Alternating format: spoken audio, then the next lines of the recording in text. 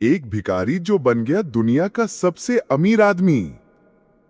एक समय की बात है, एक छोटा सा शहर था। शहर के रेलवे स्टेशन के एक कोने में एक भिखारी बैठा करता था। उसका नाम था रघु। रघु के पास ना तो कोई घर था, ना ही कोई परिवार। बस एक पुरानी सी झोली थी और दो फटी हुई चप्पलें। दिन भर वो ट्रेनों के डिब्बों में घूमता रहता, लोगों से कहता, भगवान के नाम पर कुछ दे दो बाबूजी। यही उसकी पहचान बन गई थी। पर अगर कोई उसकी आंखों में झांक कर देखता तो वहां कुछ अलग नजर आता। हर रोज एक नई ट्रेन, एक नई भीख, लेकिन हर दिन उसके मन में एक ही सवाल उठता, क्या मैं जिंदगी भर ऐसे ही रहूंगा? रघु ने देखा था लोग कैसे चमचमाते जूते पहनते हैं, कैसे मोबाइल में पूरी दुनिया घुमा लेते हैं, और वो एक थैला लेकर स्टेशन के कोने में बैठा रहता।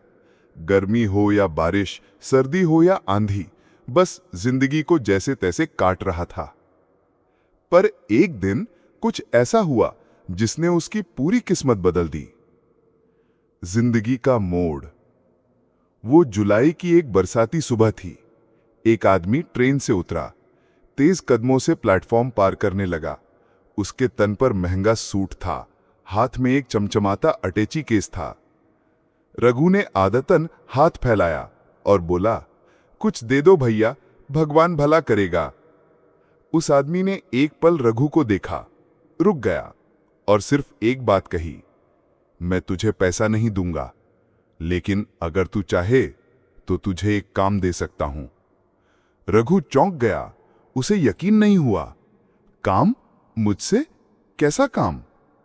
आदमी ने कहा, एक जूतों की छोटी सी दुकान है, सफाई करवानी होती है, अगर चाहो तो सुबह आ जाना। उस दिन रघु ने किसी से भीख नहीं मांगी।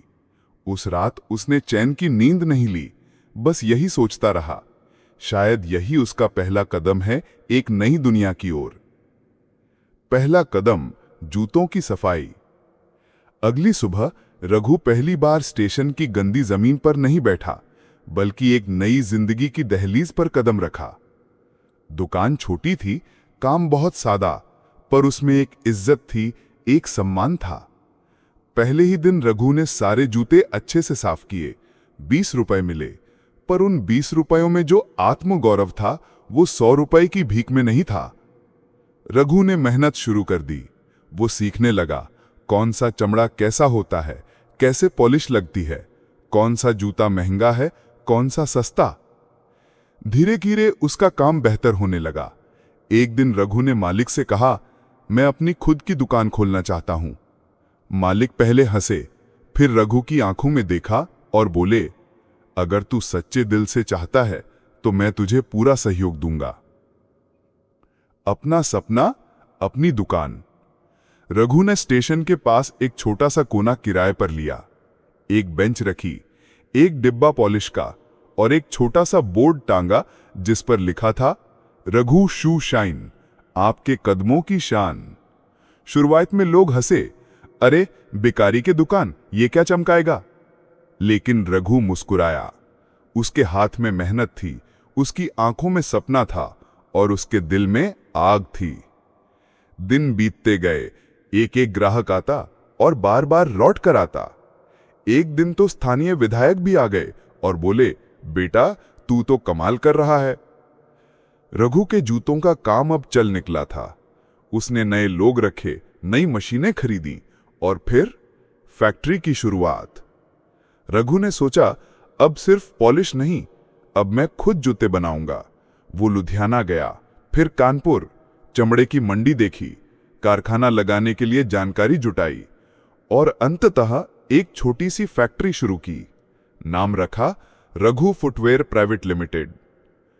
रघु ने कभी स्कूल की शक्ल नहीं देखी थी, लेकिन उसने खुद किताबें पढ़ी, ऑनलाइन कोर्स किए, दूसरों से सीखा और सबसे बड़ी बात, कभी हार नहीं मानी। अंतरराष्ट्रीय उड़ान। 5 साल के भीतर रघु के शोरूम मुंबई, दिल्ली, हैदराबाद जैसे बड़े शहरों तक पहुंच गए। फिर एक दिन एक एनआरआई ने उसके जूते अमेज़न पर देखे, संपर्क किया और रघु का एक्सपोर्ट बिजनेस शुरू हो गया। आज रघु के जूते लंदन, दुबई और न्यूयॉर्क की गलियों में बिकते हैं। उसका नाम दुनिया के सबसे सफल व्यापारियों में गिना जाता है। फोर्ब्स मैगजीन ने कवर स्टोरी छापी, भिखारी से अरबपति, रघु की प्रेरणादायक कहानी। लेकिन रघु कभी नहीं भूला। आज भी हर साल 1 जुलाई को वो स्टेशन जाता है, उसी पुराने कोने में, उसी बेंच पर बैठता है जहां से उसकी जिंदगी शुरू हुई थी। वो 10 नए भिखारियों को चुनता है, उन्हें रोजगार देता है, छोटे छोटे स्टॉल खुलवाता है और उन्हें बस एक बात कहता है, मैं तुमसे अलग नहीं हूं, फर्क बस इतना है कि मैंने कभी हार नहीं मानी। अंतिम संदेश, हार मत मानो। रघु की कहानी ये बताती है कि चाहे आप जिंदगी के किसी भी अंधेरे मोड़ पर क्यों ना खड़े हों, अगर आपके अंदर मेहनत करने का जज्बा है, अगर विश्वास है, तो आप किसी भी ऊंचाई को छू सकते हैं।